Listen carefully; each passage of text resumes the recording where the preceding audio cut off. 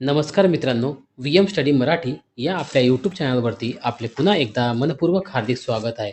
मित्रांनो, बघा, कागदपत्र पडताळणीसाठी एकदम तात्काळ आणि अति जलद गतीने सर्व आस्थापनांना पत्र देण्यात आलेलं आहे. बघा, हे पत्र दिलं आहे आयुक्त, नगरपालिका सर्व, जिल्हा परिषद सर्व, मुख्य अधिकारी सर्व नगर परिषद आणि जे खाजगी शैक्षणिक संस्था आहेत, ज्यांनी विदाऊट इंटरव्ह्यूसाठी जे आपले जागा पवित्र फोटो दिलेले आहेत, त्यांना हे पत्र काढलेलं आहे. आणि त्यामध्ये त्यांनी असं म्हटलं आहे की डॉक्युमेंट कागदपत्र पडताळणीसाठी उमेदवारांना बोलवताना त्यांच्या कोणती कारवाई करावी, त्यांचे कोणते डॉक्युमेंट चेक करावे, याबाबत त्यांनी सविस्तर सूचना दिलेल्या आहेत. हे पत्र आयुक्त कार्यालय, शिक्षण आयुक्त कार्यालयाकडून काढण्यात आलेलं आहे. ओके. आता विषय महत्त्वाचे आहे ते समजून घेऊया. बघा, शिक्षक अभियोग्यता व बुद्धिमत्ता चाचणी 2025 मुलाखतीशिवाय पदनिवडीची विकल्प दिलेल्या संस्थांमध्ये पवित्र प्रणाली अंतर्गत शिक्षक पदभरतीची निवड यादीतील उमेदवारांच्या कागदपत्र पडताळणी व पुढील आवश्यक कार्यवाहीबाबत. बघा मित्रांनो, कागदपत्र पडताळणीसाठी आता सर्व आस्थापनांना सूचना देण्यात आलेल्या आहेत आणि या सूचनांमध्ये ज्या महत्त्वाच्या सूचना असतील ते आपण पाहणार आहोत. म्हणजे तुमच्या जे कामाच्या महत्त्वाच्या सूचना असतील ते आपण अगोदर समजून घेऊया. बघा मित्रांनो, सर्वात महत्त्वाची सूचना म्हणजे 14 नंबरची सूचना. बघा मित्रांनो, आता या सूचनेमध्ये त्यांनी असं म्हटलेलं आहे की जे उमेदवार टी-ई-टीच्या गैर प्रकारामध्ये समाविष्ट होते, त्यांची जर निवड या यादीमध्ये झालेली असेल, त्यांची चारित्र्य पडताळणी करावी लागेल आणि त्यासोबत त्यांच्याकडून हमीपत्र घेतल्याशिवाय नियुक्ती देण्यात येऊ नये. म्हणजे ज्या टी-ई-टी व्यवहारामध्ये जे उमेदवारांची नावं आहेत मित्रांनो, त्यांची एकदम चारित्र्य पडताळणी केल्याशिवाय त्यांना नियुक्ती ऑर्डर देऊ नये असं म्हटलेलं आहे. ओके. आता सर्वात महत्त्वाची आणखी म्हणजे 15वी सूचना. ही महत्त्वाची आहे मित्रांनो. 21/3/2023 अन्वये जिल्हा परिषदेमध्ये शिक्षण सेवक या पदावर नियुक्त झालेल्या उमेदवारास जिल्हा बदलीचा हक्क असणार नाही, असे नियुक्ती आदेशात नमूद करावे. सर्वात महत्त्वाची सूचना मित्रांनो, पेपरसेस देताना आपल्याला जिथं जायचं आहे आणि जिथं आपण नोकरी करू इच्छिता त्याच ठिकाणी पेपरसेस द्यावा, असं आम्ही मागील व्हिडिओमध्ये वारंवार सांगितलेले होते. कारण आता जिल्हा बदलीचा ऑप्शन आहे. ओके. आता जिल्हा बदली करता येत नाही. आता जे 21/6/2023 नंतरचे जेही उमेदवार नियुक्त झालेले आहेत त्यांना जिल्हा बदली करता येणार नाही. ओके. आणि त्यांना बदलीचा हक्क असणार नाही, असे त्यांनी आदेशात नमूद करायला लावलेले आहे. म्हणून ही महत्त्वाची सूचना आहे. ओके. आता आणखी एक महत्त्वाची सूचना म्हणजे मित्रांनो, हे बघा, त्याच्या खालची सूचना आहे ती आपण समजून घेऊया. बघा, उमेदवारांनी त्यांचे शैक्षणिक अर्हता दिनांक 14/5/2025 व व्यावसायिक अर्हता 25/9/2025 या दिनांकापर्यंत धारण करणे आवश्यक आहे. म्हणजे शैक्षणिक पात्रता म्हणजे मित्रांनो, तुमची 10वी असेल, 12वी असेल, तुमचं BA असेल, तुमचं ग्रॅज्युएशन असेल, तुमचं मास्टर डिग्री असेल, हे जे सर्व तुमचं शैक्षणिक व्यावसायिक अर्हता असेल, ती अर्हता 14/5/2025 पर्यंतच पाहिजे मित्रांनो. जर तुम्ही डॉक्युमेंट व्हेरिफिकेशनला जाणार आहेत तर तुमची ही अर्हता चेक केली जाणार आहे. जर याच्यानंतरची तुमची व्यावसायिक अर्हता असेल तर तुम्ही भरतीमधून बाद होणार मित्रांनो. नंतर व्यावसायिक अर्हता म्हणजे तुमचं डी-एड, बी-एड, जसं तुमचं BPED असेल, या सर्व तुमचे व्यावसायिक अर्हता आहेत मित्रांनो, ते 25/9/2025 पर्यंतच पाहिजे. या दिनांकापर्यंत धारण करणं तुमचे आवश्यक आहे. ओके. लक्षात ठेवा, हा महत्त्वाचा मुद्दा आहे याच्यामधला. आणि आता उमेदवारांचे वय कोणत्या तारखेपर्यंत ग्राह्य धरण्यात येणार आहे ते पण त्यांनी सूचना दिलेली आहे. महत्त्वाचं म्हणजे 14/5/2025 रोजीचे वय नियुक्तीसाठी विचारात घेण्यात यावे, असं त्यांनी संबंधित आस्थापनांसाठी म्हटलेलं आहे. ओके. आलं लक्षात? आता याच्यामध्ये सर्वात महत्त्वाची आणखी एक सूचना म्हणजे तुम्हाला तर माहीतच आहे, सांगायची काही आवश्यकता नाही, परंतु आपण करून द्यावं. 1 ते 5 साठी टी-ई-टी पेपर 1 आवश्यक आहे. 6 ते 8 साठी टी-ई-टी पेपर 2 आवश्यक आहे. आणि 6वी ते 8वी साठी जे गणित गटातील किंवा जे इतिहास, भूगोल, सामाजिक शास्त्र या गटाच्या विषयासाठी टी पेपर 2 कोणत्या विषयामध्ये पास होणं आवश्यक आहे? समाजशास्त्र या विषयामध्ये. ओके. आणि जे कॅन्डिडेट ज्यांचं मॅथ असेल, गणित असेल, त्यांनी गणित विज्ञान या विषयामध्ये पेपर 2 पास होणे आवश्यक आहे. ओके.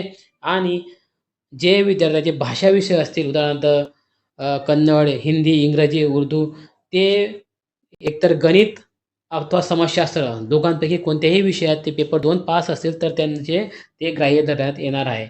ओके. आता सर्वात महत्त्वाचं म्हणजे डॉक्युमेंट व्हेरिफिकेशन जाताना कोणते डॉक्युमेंट सोबत घेऊन जावे, हे सर्वात महत्त्वाचे आहे मित्रांनो, की ह्या डॉक्युमेंटची तुमची पडताळणी होणार आहे. बघा, समजून घेऊया कोणत्या डॉक्युमेंटची पडताळणी होणार आहे ती असं. ओके.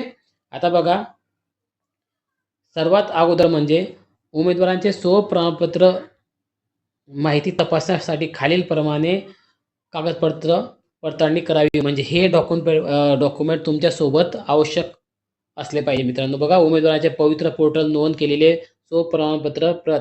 आता तुम्ही जर सेल्फ सर्टिफाईड केलं असेल त्याची झेरॉक्स काढून ठेवा मित्रांनो, ते तिथं लागणार आहे.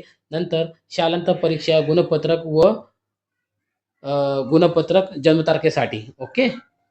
शालांत परीक्षा म्हणजे 10वीच्या SSC बोर्डचं तुमचं गुणपत्रक. ओके. डेट ऑफ बर्थसाठी. नंतर उच्च माध्यमिक परीक्षा गुणपत्रक व प्रमाणपत्र 1 ते 5 गटासाठी, म्हणजे जे तुमचे HSC 12वीचं असेल ते तुमचं गुणपत्रक आणि म्हणजे सर्टिफिकेट आणि गुणपत्रक दोघं पाहिजे. ओके. 1 ते 5 गटासाठी. नंतर DL जे समकक्ष असेल मित्रांनो, ते त्याचे 1 ते 5 साठी ते लागणार आहे. ओके. प्रमाणपत्र लागणार आहे. ओके. गुणपत्रक आणि प्रमाणपत्र दोघं लागणार आहेत. ते सोबत ठेवा. नंतर तुम्ही जे TET पास केलेलं प्रमाणपत्र असतील ते लागणार आहे मित्रांनो, गुणपत्रक व प्रमाणपत्र. ओके. लागू असल्यास म्हणजे 1 ते 6 गटासाठी. ओके. आणि पदवी परीक्षा गुणपत्रक व पदवी प्रमाणपत्र कोणत्या गटासाठी? 6वी ते 8वी आणि 9वी ते 10वी या गटासाठी. व्यावसायिक अर्हता DED, BPED, BSc जे समकक्ष असेल ती. ओके. त्याचे प्रमाणपत्र लागतील. BPEDचे फक्त शारीरिक शिक्षण विषयासाठी लागेल आणि पदव्युत्तर पदवी गुणपत्रक व प्रमाणपत्र 11वी 12वी गटासाठी लागेल. ओके. स्थानिक स्वराज्य संस्थेमध्ये पदासाठी महाराष्ट्र राज्याच्या रहिवासी असल्याबाबत अधिवास प्रमाणपत्र म्हणजे डोमासाईल तुम्ही सोबत घेऊन जा मित्रांनो. डोमासाईल सुद्धा हा एक बंच करून ठेवा मित्रांनो. कागदपत्रांचा हा महत्त्वाचा बंच आहे. एक कागदपत्राची यादी आहे, तुम्ही सोबत घेऊन जायची. ते तुमची कागदपत्राची पडताळणी होणार आहे. ओके. जातीचा दाखला जर लागू असल्यास, सर्व कॅटेगरीला लागू जे आहे तो जातीचा दाखला तुम्हाला द्यावा लागेल. ज्यात वैधता प्रमाणपत्र. ओके. लागू असल्यास. नंतर समांतर आरक्षण असेल तर 40% दिव्यांग प्रमाणपत्र सोबत ठेवावे. नंतर सैनिकांचे जे तुमचे समांतर आरक्षणाचे असेल ते तुम्ही सोबत ठेवावे. ओके. आता नॉन क्रिमिनल, OBC, बाकी इतर कॅटेगरीसाठी नॉन क्रिमिनल. ओके. आता सर्वात महत्त्वाची सूचना म्हणजे आपण चारित्र्य पडताळणी तुम्हाला नंतर ते तुमच्या स्तरावर ते करायला लावतील. त्याची काही हे नाही. नंतर तुम्ही नियुक्तीनंतर सुद्धा देखील चारित्र्य पडताळणी करू शकतात.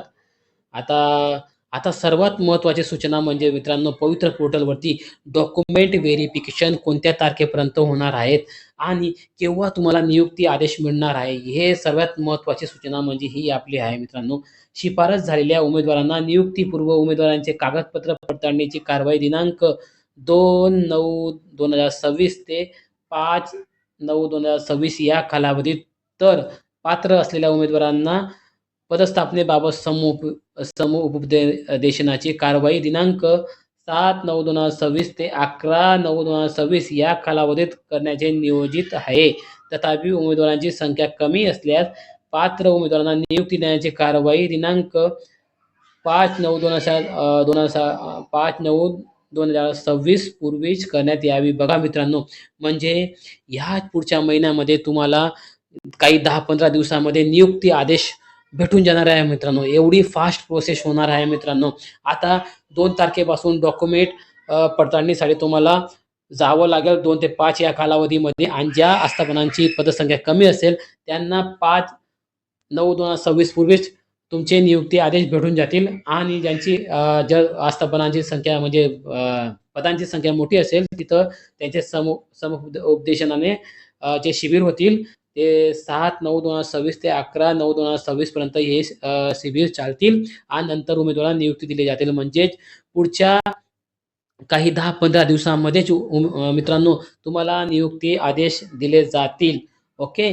वरील प्रमाणे कारवाई करून नियुक्तीस पात्र ठरत असलेल्या उमेदवारांना शालेय शिक्षण विभागाच्या शासन निर्णय दिनांक 21/6/2023 मधील मुद्दा क्रमांक 6 तरतुदी हा विचारात घेऊन समुपदेशन पद्धतीने पदस्थापना देण्याची कारवाई करण्यात यावी. बघा मित्रांनो, आता जर तुम्ही एखाद्या सपोज डॉक्युमेंट व्हेरिफिकेशनला जाणार एखाद्या जिल्हा परिषदला गेले, तुम्ही समजून घ्या तुम्ही आपलं सांगलीला गेले.